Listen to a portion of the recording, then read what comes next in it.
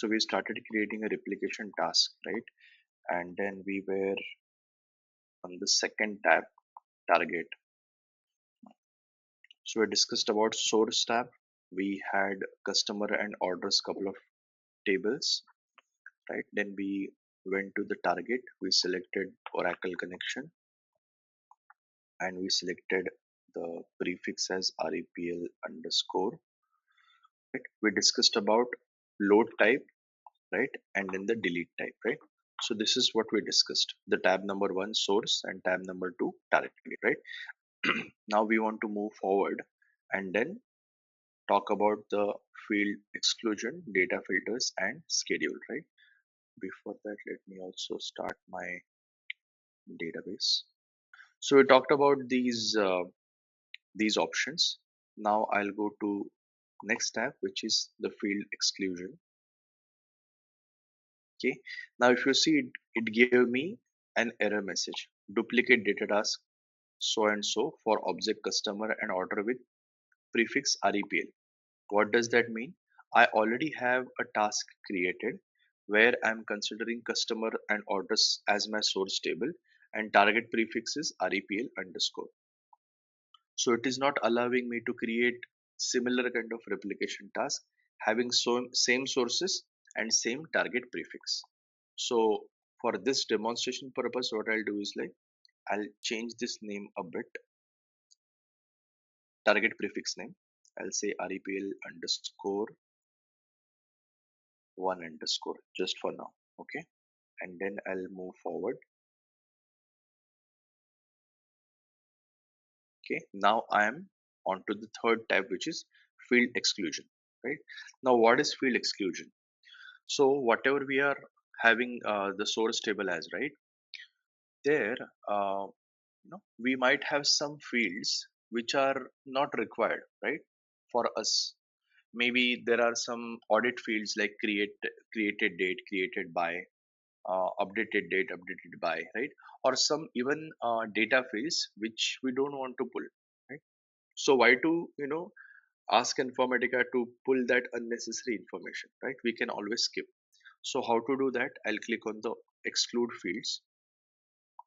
Say for example customers. So if I select the customer table, I'll get all the fields listed over here in the included fields. So let's see. Let's wait for that.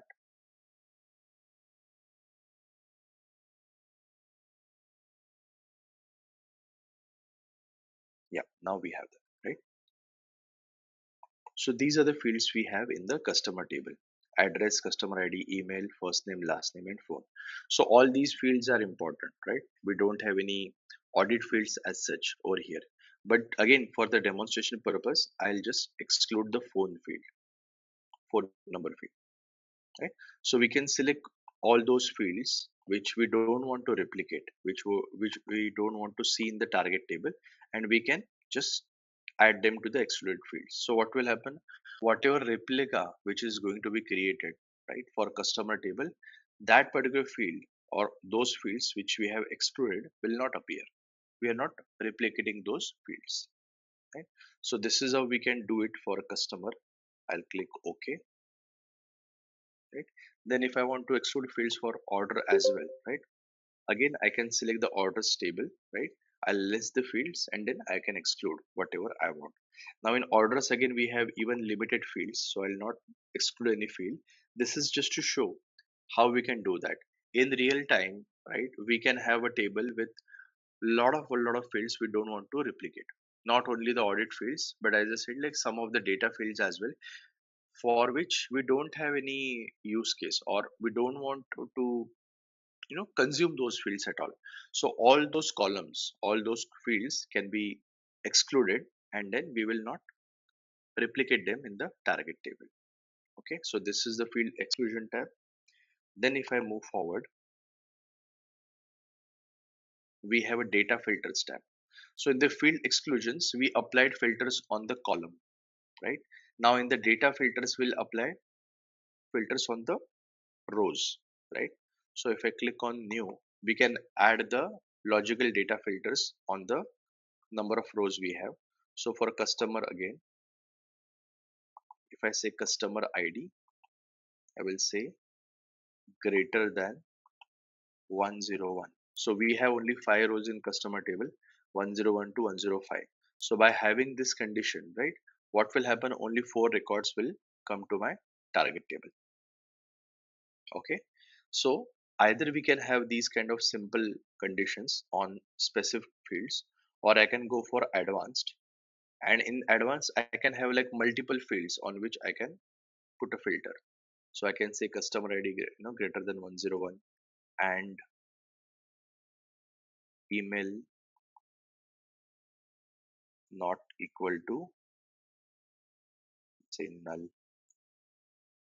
just no, not equal to null, and so on and so, right? So we can have the expression kind of filter by which we can have multiple fields, right? For now, I'll just keep it as very simple, customer ID greater than 101. Okay. Again, if I click new and then select the order table, here also I can apply the filters.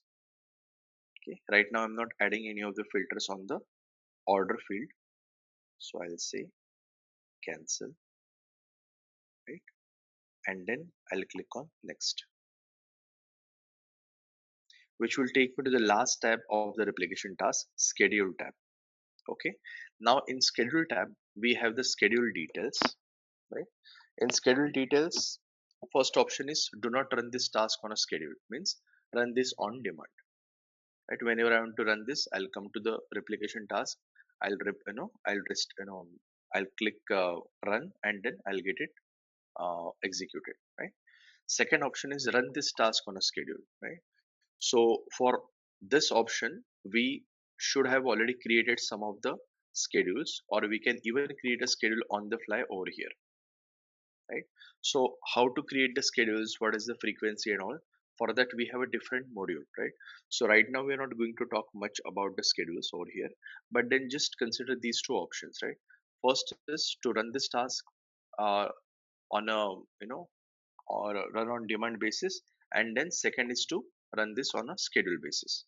So we'll stick with the on demand basis. Then the next options are email notification options. Again, the default option says use default email notifications options by your organization. So in the administrator, I'll show you that place also.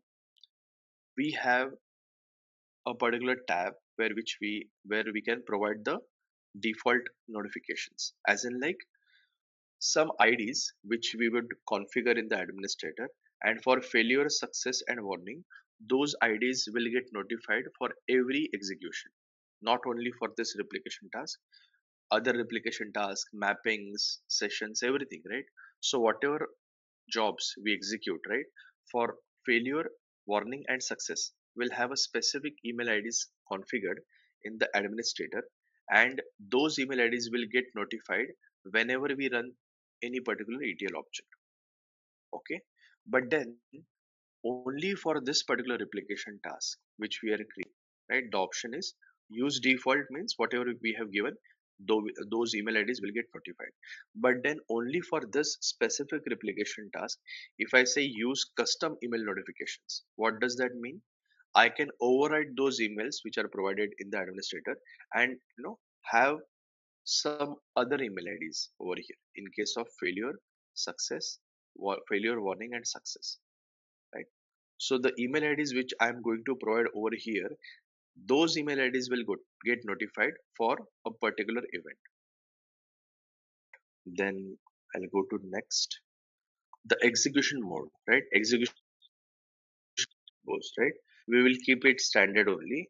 Whenever we have some unusual result, getting getting loaded, right? In that case, when we want to kind of backtrace, right? So we can switch it to verbose mode. And due to verbose mode, as we know that we will get a log in which we'll have like a lot of details, the row by row level details, right? So using those details, we can see what issue we are facing, right? And then we can take the corrective actions, and then we can again switch it back to standard mode, right? For that we have these execution modes. Now After that, we have pre and post processing commands over here. So these are not the pre and post sequels, right? These are pre and post processing commands. So if you want to execute something, right? Maybe if you are running this on a Linux server, and if you have any particular permission command to be given, right? Ch mode, right? Those can be given as pre and post processing. Or if we have any script, Unix shell script or a Python script to be executed, right? In case of Windows server or Windows machine, if we have any Windows bash scripts and all to be executed, right? Then we can provide them over here.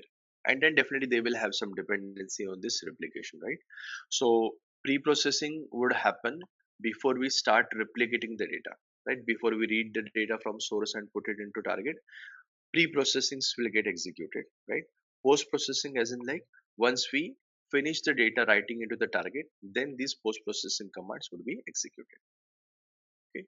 In real time, right? Unless we have the flat file target, right? And we want to provide the ch mode permissions so that Informatica will be able to write the data. Maybe in pre-processing we can provide the privileges, and in post-processing we can revoke the privileges, right? So that is the maximum possible use case we have with the replication, right? So these pre and post-processing commands will be available for all type of tasks like replication, synchronization, mapping tasks everywhere, right? But only for this, right, replication, what real-time scenario makes sense is having the ch mode permissions, or if we have any specific script to be executed which has a dependency on this particular replication, right? Otherwise I don't see much scenarios where we can actually utilize these, right?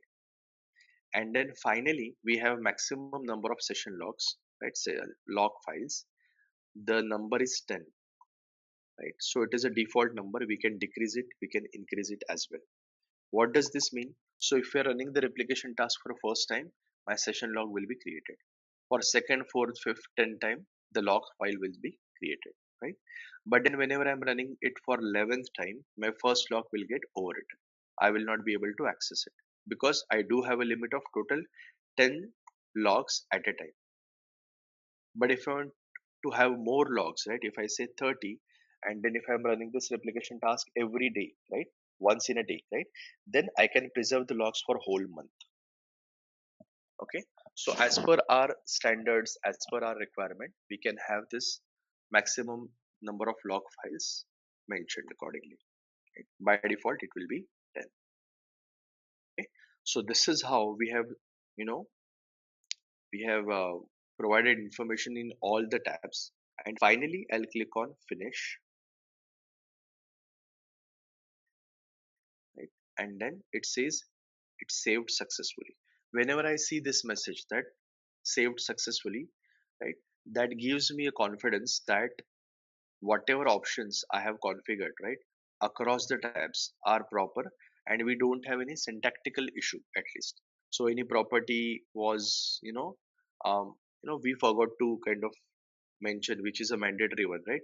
That will not happen. If any property which is mandatory and if we haven't configured it, right, in that case, right, replication task will not get saved. So there is no way that replication task will get saved in invalid state. Like in mapping, we can save a mapping, right, in invalid state, and then we'll see those issues. Replication task will not get saved even if it is invalid, right? So if it says that it is saved, then we are good to execute it, right? So before that, let me go to database, select star from customers. One second, this database is,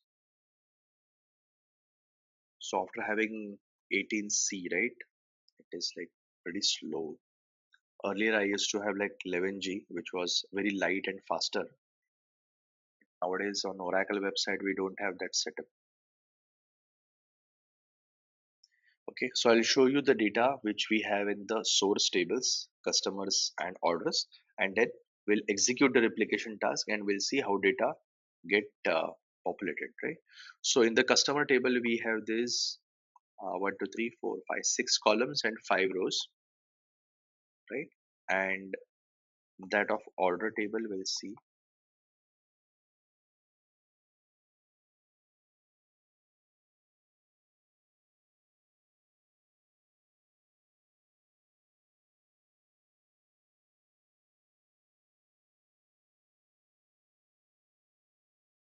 orders is getting executed. Let's wait. Okay, and then the prefix we have used is REPL underscore one underscore. Okay, so my tables would be created as REPL underscore one underscore customers, and then same with orders also. So we'll make sure the tables are not already present, right? Let's see. Okay, so this is what my order table is, right? In which we have 4 columns and 6 rows. And then we will have customer ID as a foreign key over here. So these tables are interlinked. Then I will just write a query from REPL underscore one underscore customers. Do we have this table already present?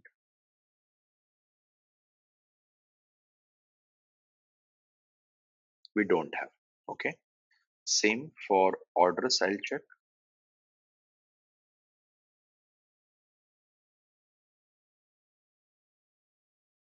We don't have this either. Okay. Now we'll go back to the replication task and we'll run this. So it started running. I'll click on my jobs tab.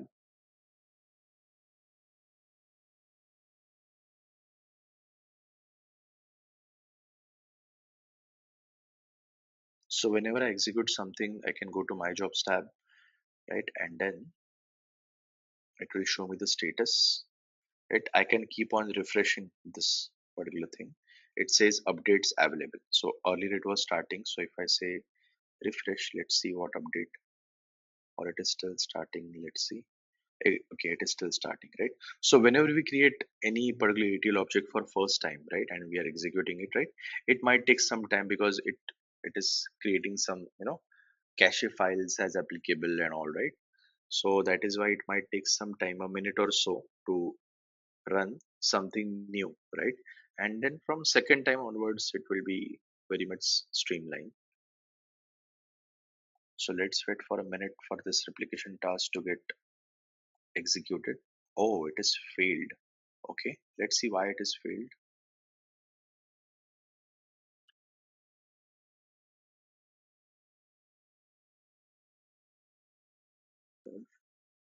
I'll go to administrator once and then I'll see.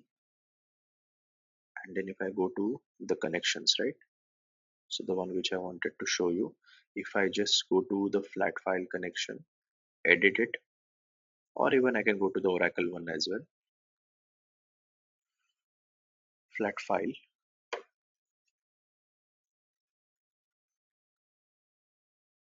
and then if I say test connection,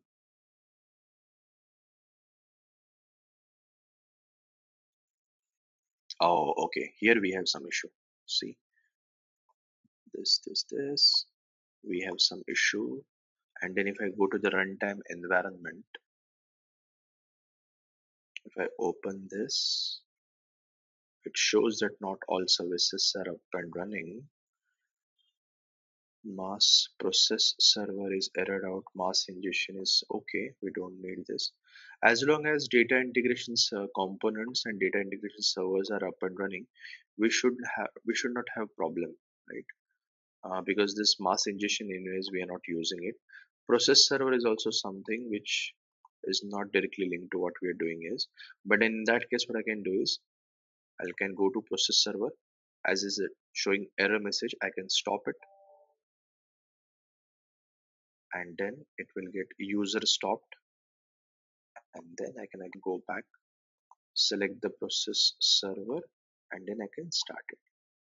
So it will show me starting up like this, and then it might take like 10 minutes or 15 minutes, and it will again start up, right? So I can revisit that. But then because of which we are not able to run anything. Okay, so let me go to our syllabus copy. So we talked about the overview of replication task. features and benefits, right? In which scenario we can use the replication task, how to create a replication task, navigate through all the tabs, what exactly properties we set, we discussed that, right? Data filters in the replication, right? So we applied a data filter on the customer table to have only those records pulled where customer ID is greater than 101, right? So that kind of a filter on a particular column or multiple columns, right, we can apply. So we discussed that. Incremental processing I'll keep pending because we just discussed what the incremental options are, right? But we did not kind of implemented that as the source was Oracle, right? Whenever we have the Salesforce source, right, or when we will discuss about Salesforce, we will come back to this and will mark it completed when we actually configure the incremental processing options, right? Pre and post processing commands also we discussed, where we have to go like in schedule tab, we can go and we can configure them, right?